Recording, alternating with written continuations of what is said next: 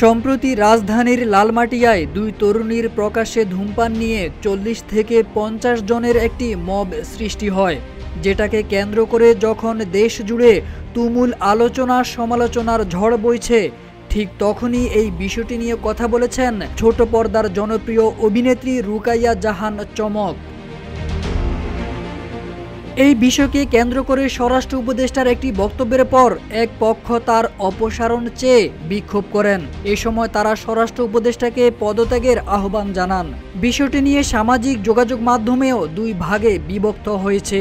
কেউ কেউ স্বরাষ্ট্র উপদেষ্টার বক্তব্যের সমর্থন করেছেন, আবার কেউ সমালোচনাও করেছেন। এবার সেই আলোচনাতেই যোগ দিলেন জনপ্রিয় অভিনেত্রী চমক। মঙ্গলবার বিকেলে এক ফেসবুক পোস্টে চমক লিখেছেন, সিগারেট একটি নারীর শরীরের জন্য যতটুকু ক্ষতিকর, পুরুষের শরীরের জন্য ঠিক ততটুকু ক্ষতিকর। নারী পুরুষ সবাই ধূমপান করা থেকে বিরত থাকুন বলে সতর্ক করেন তিনি। অভিনেত্রী রুকাইয়া জাহান চমকের সঙ্গে অনেকেই একমত পোষণ করেছেন, আবার কেউ কেউ কটাক্ষও করেছেন। তবে চমককে নেটিজেনদের মন্তব্যের কোনো প্রতিক্রিয়া দিতে দেখা যায়নি।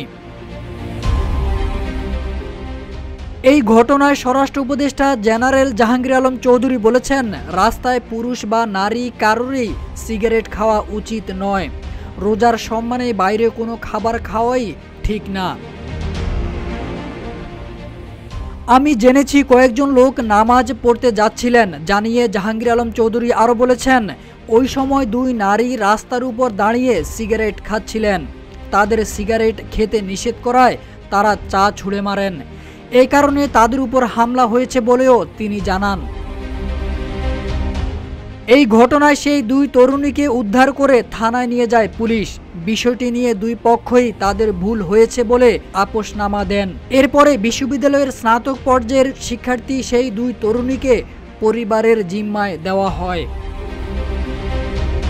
তারেক আজিজ খান, রূপালী বাংলাদেশ।